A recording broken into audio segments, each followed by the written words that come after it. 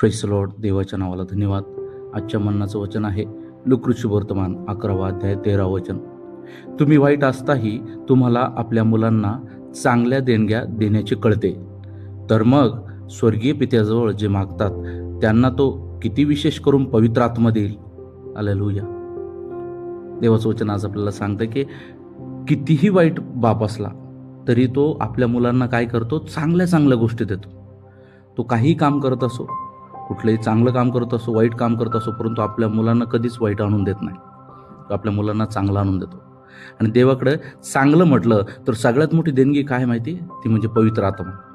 त्याने सांगितलं, प्रभू येशूने म्हटलं, मी जाईल परंतु पवित्र आत्मा तुम्हाला विसार म्हणून देत आहे.